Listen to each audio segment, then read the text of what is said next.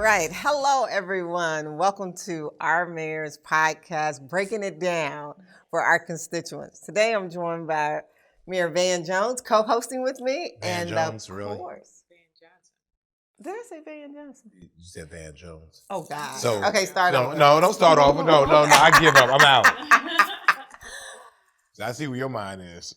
Hello, everyone. Welcome to our mayor's podcast, Breaking It Down. I'm joined today by my co-host, Mayor Van Johnson from the great city of Savannah, Georgia.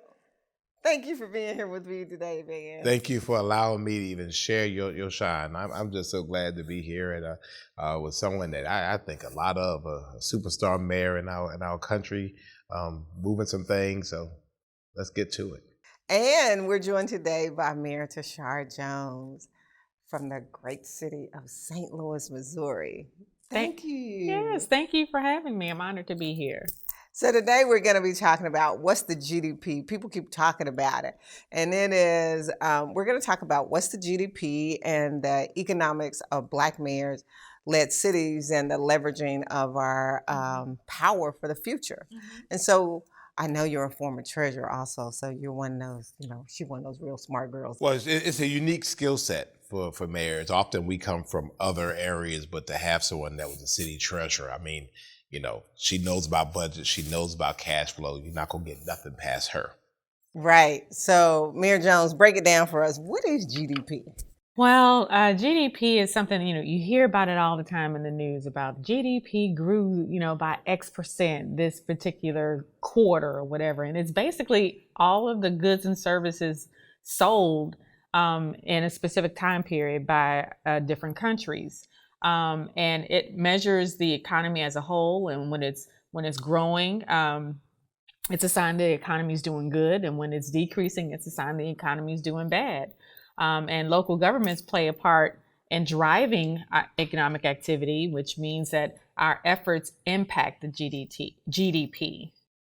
And so for a person in St. Louis, and in an area that is as vibrant as St. Louis is, how do you help to kind of move that needle toward the good in terms of economic development and other things that you're responsible for? Well, as mayor, it's my responsibility to, when it comes to economic growth, to ensure that economic development is reflective in everything that the city does. It's our strengths, our needs, and we want to provide opportunities for our cities, because basically if our citizens aren't making money, they can't buy anything. And if they can't buy anything, then GDP is directly affected. That's how we do it. And we as mayors provide that by, having opportunity, the things that we're talking about at this conference, making sure that workforce development is providing opportunity, especially for Black and brown populations. And we know that most of our major cities now are run by Black mayors. So, as Black mayors, I think bring something different to the table, because we're worried about the prosperity and health and wealth of all of our citizens, but more particularly those that have been ignored for decades. Well, since you said that, and I think it's really relevant, when we say economic development or our GDP or improving it, oftentimes when we're saying it in the global, it's one thing. It doesn't mean economic development for everyone. So what do you do to kind of make sure that we're inclusive, making sure that everyone has an opportunity to grow as well? Well, we look at things in St. Louis through our equity lens. We have a chief racial equity and development officer who works with all of our departments to make sure that every dollar spent and every contract written has equity at the center. And we also want to make sure that as we are spending these millions of dollars that the federal government is sending directly to cities, that's also spent in an equitable way to address the needs of neighborhoods that have been neglected for decades. For example, in St. Louis, we received a $500 million ARPA allocation. Half of that is going to Black and brown people. Wow. And I have been very intentional about it. And I said it in my State of the City address. Hey, we're putting this money in these neighborhoods because we can't expect cities to succeed if over half of it is left to fail. Intentional. And you know what? I've always wanted to ask you this question. So, as a little girl, did you just grow up saying, I want to be the treasurer and the mayor? Like, how did you get to to be the treasurer and then the mayor? Like, what was going through your mind? When did you get that epiphany moment? Oh, yeah, because when I was a little girl, I didn't want to be in politics. My dad was in politics, and I was steering clear of it. I wanted no parts of it because it required me as a little girl to have to grow up fast. Because we would go to events and I'd have to always sit there and be quiet and be mature as, you know, an 8 or 9 year old kid. And what does an 8 or 9 year old want to do? They want to go outside and play. And I was a tomboy. So I wanted to put on my Converse and my, you know, cut off shorts and go out and play and ride bikes with my cousins all day. But no, I had to wear a dress and bobby socks and with my little Mary Janes and and sit there and know the difference between a salad fork and a regular fork. So you know that's stressful for a 9-year-old. Right. And I swore that, you know, once I grew up, I wanted nothing to do with politics. But, you know, God is funny that way, where he says, you know, the quickest way to make me laugh is to show me what you'll never do or tell me what you'll never do. Right. And when I became an adult, I became a committee woman. And that sort of reignited a fire in me that I discovered that politics is a way to help people in myriads of ways. And so became a Democratic committee woman, then state rep, then treasurer, and now mayor. Wow. Now, I have you're one of my favorite mayors. I admit, I peek in on other mayors. I look in their newspapers, see what they're up to, kind of watching. And you are, and I don't mean this in a bad way, but a truth machine. I mean, you keep it absolutely so real. And I really wanted to know about that because I've seen you say things that I'll say to myself, that's probably not really politically correct, you know, but you didn't dance around the issue. I mean, you just can't, that's it, bam. And I'm like, whoa, it's like the courage of this mayor. And I wanted to know a little bit about that because you deal with some very difficult issues and you have not shied away from being the most authentic you. And I want to know a little bit about that. Well, I would say a few things contribute to that. Number one, my father was an unapologetic politician as well. When he was comptroller of the city of St. Louis, he led in a way that created opportunity for Black businesses that didn't have opportunity. He laid the groundwork for mandatory minimums and contracts, and he studied under the late great Maynard Jackson. And you know, one of Maynard's famous lines was, "I didn't have set aside programs; I just set it aside." And you know, growing up and watching that, and also seeing how he was vilified for that, just lit a fire in me that said, you know, I'm going to lead in an unapologetic way. My mother and grandmother also very strong women, short women, but very strong women. And you didn't play with either one of them. They were very silent, but they were always a lady. So I get the best of both worlds, right? I get to be a lady, but I also get to tell the truth and shame the devil. So it's been I would say a very a wholesome experience for me. And I would say the last thing that helped me was, you know, St. Louis had the Mike Brown protests, which we became the epicenter of the Black Lives Matter movement. And I think being able to lead out of that circumstance for our city made me a better mayor. You talked about the riot and all the things that happened. How does that affect you economically? Because you know when that's playing out in real time, people on the other side are saying, "I don't think I want to go visit there. I don't think I want to go there." Cancel our plans in St. Louis this weekend. Because most people don't know. I'm from Little Rock, and during the Central High crisis, the next year, we had 0 new businesses come to the city of Little Rock. And so people don't know how that really impacts your city. Well, I think we were at a point where, you know, the tide was turning. So we saw all of the corporate social responsibility programs come out of George Floyd. Right. A lot of that happened locally after the death of Mike Brown in St. Louis. And so, again, we set the stage for corporate social responsibility there. They built a new Urban League office on the site of where a gas station was burned down. They put more resources in the community. One of our largest companies built a new call center in Ferguson so people could be closer to work, and put a daycare center for the employees within the call center. So we saw companies step up and do more, where they could have just said, you know what, we're going to wash our hands of Ferguson and wash our hands of St. Louis and go. What do you see now, kind of almost post-pandemic? And I say that, because we're up, we're down. The economic opportunities, there's money flowing from the federal government that's been unprecedented. Where do you see your growth areas in St. Louis? Where do you see the opportunities for you all to kind of pivot to where you haven't pivoted before? Well, like I said before, with the money that we're receiving from the federal government, we are intentionally spending it in Black neighborhoods to return those neighborhoods to places that looked like when I was growing up, to bring commercial activity and retail activity back, to build new houses on vacant land, because there are some swaths of North St. Louis that look like bombed out war zones, where there are no houses on a single block.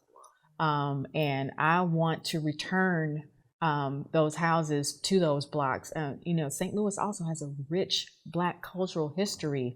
The first hospital west of the Mississippi where Black people could train, Homer G. Phillips Hospital, is in St. Louis.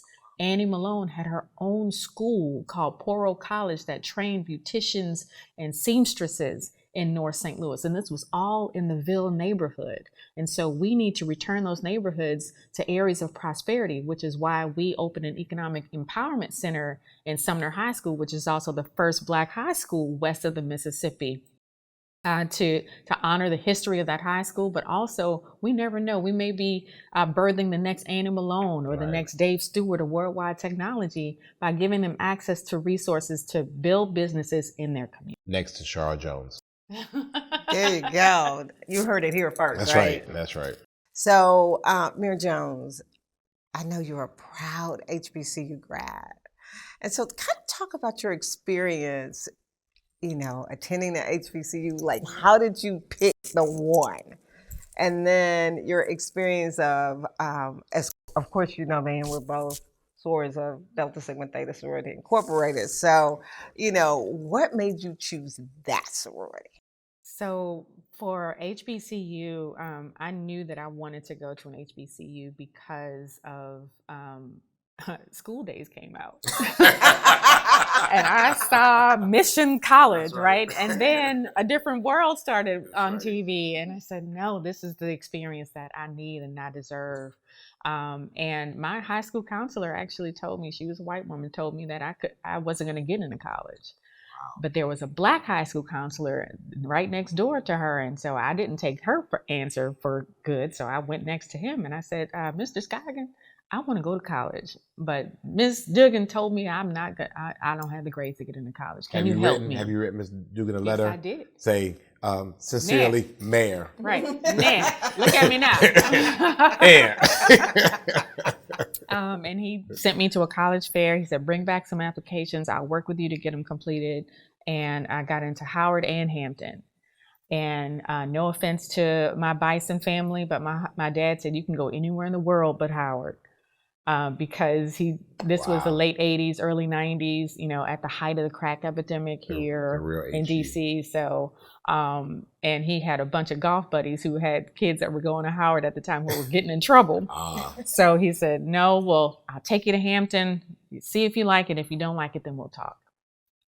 First time I stepped foot on the campus, I fell in love. Because if you know Hampton University, it sits on the Chesapeake Bay. There are, boats sailing by and just water on three sides and just a beautiful, beautiful campus. And the people there are beautiful as well. I felt at home, and was able to graduate in 4 years because my dad said, you only got 4 years. After that, you're on your own. And then I was able to, or I didn't pledge Delta until after I graduated, but my best friend's mom was a Delta. And she led and was just a beautiful, or is still just a beautiful, powerful woman. And I remember spending a lot of time with her and saying, I want to be just like Miss Gloria when I grow up, right? So it was, and was able to get a godmother in Delta who helped shepherd me through the process after I graduated. And the rest, they say, is history. Tell me about mayoring while Black. Has your Black card ever been taken away? Have you been or feel like you've been subjected to unreasonable expectations because you happen to be a Black mayor? Like you should just come up and say, you know what? From now on, our budget is all for Black people. You know, tell us about that experience and the challenges because you're the mayor of the city. Right, you're the mayor of the city. And yet there are expectations on you that may not be put on other mayors. I wanted to know your experiences with that. Well, it's almost like how Obama was when he was in the White House, right? There are expectations from your people. And I remember Mayor Chokwe Lumumba from Jackson, Mississippi told me once that being a Black mayor is a balancing act between white fear and Black expectations. And it struck me. I mean, it just literally, put a knife in my heart. But it's true. There are, my Black community wants me to fix everything overnight. I've only been mayor a little under 2 years, and so sometimes I'm not Black enough for my people, but too Black for white people. And it's a delicate balancing act. But as we talked about earlier, I just have to lead the only way I know how. And I try to propose policies that lift all boats in the tide. And knowing that if we solve the problems of Black people and Black mothers, that solves everybody's problems. So how do you keep that work-life balance? I know you're a mom, that's your number one priority. Yeah. And so, but how do you balance that? Because a lot of mayors decided not to run a second term, a lot of Black female mayors, because they were having threats with their children. How do you protect your child and do it all? Yeah, it's difficult some days. And I just am, I'm really protective about boundaries. I set boundaries and I protect them fiercely. If my son has a basketball game and I'm in town, I'm there. And whatever it is, either staff can attend or they can wait until I'm done with my child. And my staff knows that and they tell people that.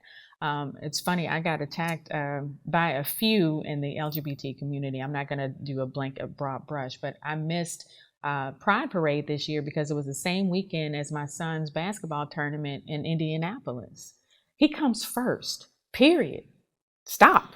Right. And most reasonable people understand that. Most reasonable people understood that, but there were some who challenged me on Twitter, of all places. Why wasn't the mayor at the Pride Parade? I'm sorry, I'm a mother. Mayor was being mom. Right, exactly. And he expects me to be there, and it's quality time for us.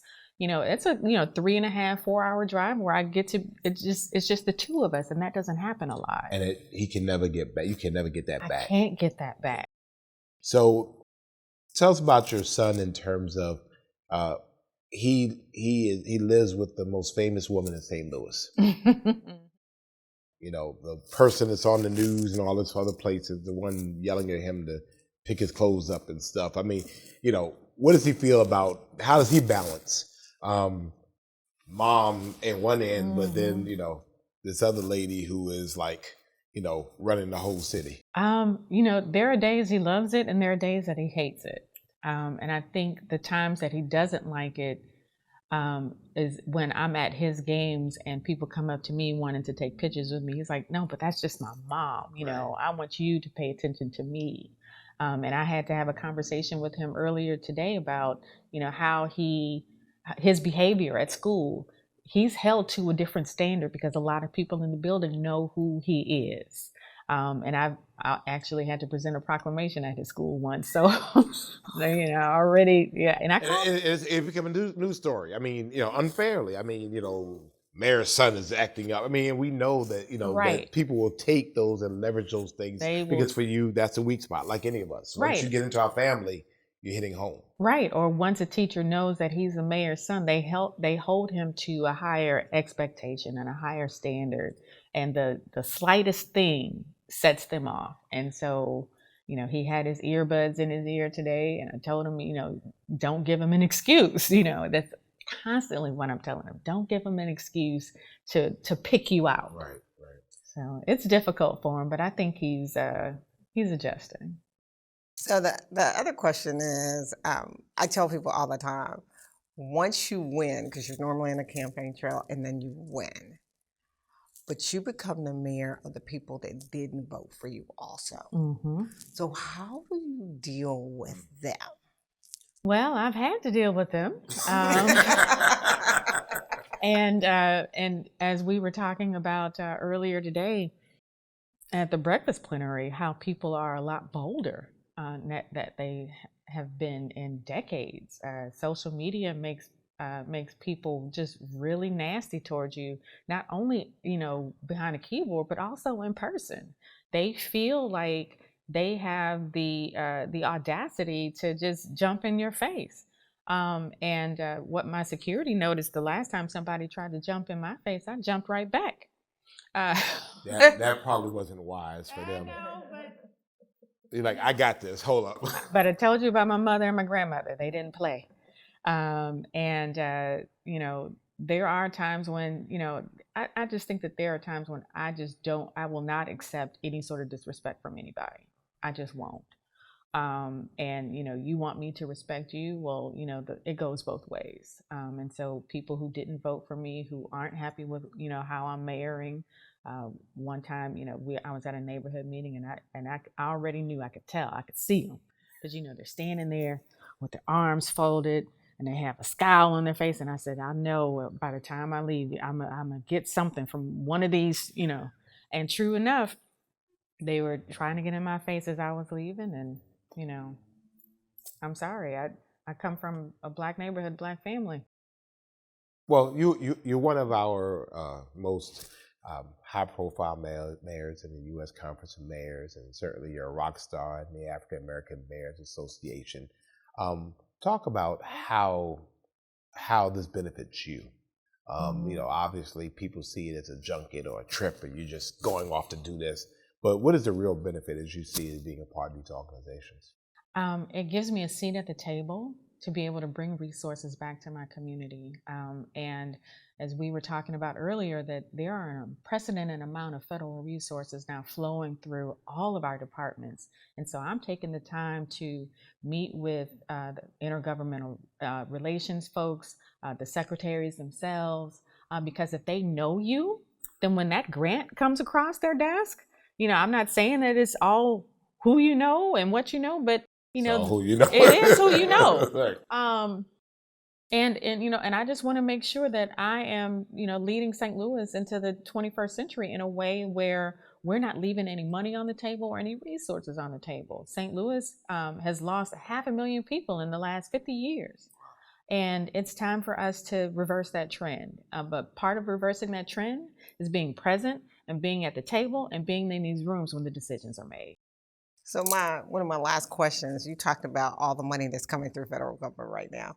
Do you feel like some cities are choking on the money? In other words, the money is coming so fast, but you don't have that many grant people to fill out this grant process. I remember, I'm not going to name the agencies, but they told me their application was 130 pages. And I said, well, who has time to fill that out, right? Right. And so, so how do you feel about this process? The money's flowing, but can we really keep up? That's going to be difficult, and especially with the Congress that we have right now. I don't know, because some of the appropriations were only for 2 years, and so as we look at the compromises that may have to be made in order to continue to pay our bills or raise the debt ceiling, they may start looking at clawbacks for programs that haven't yet appropriated or made grants in a lot of different secretaries' offices. So And it's going to be difficult. I really wish the federal government would make these applications simpler, not only for cities that have the capacity like mine to apply for these grants, but smaller cities like Savannah, like Baton Rouge, and mayors that I know are capable of doing the work, but they don't have a whole team of people able to fill out a 130-page grant application. That doesn't make any sense. I do it all myself. I just sit up all night and just get it done. Like you but you say, it is a huge challenge, and so it becomes inequitable because you just the larger cities that can will, and those who just don't can't. Right. And also don't have the money to hire That's right. a firm or a consulting firm to fill out these grant applications. Right. So, it just a few questions. What do you need the money for? How are you going to spend it? And what's your budget? Sign date. What does shovel ready really mean? That's Right. Did you buy the shovel? So we end with this question. So what's your word for the year and why? Word for the year is possibilities. Wow.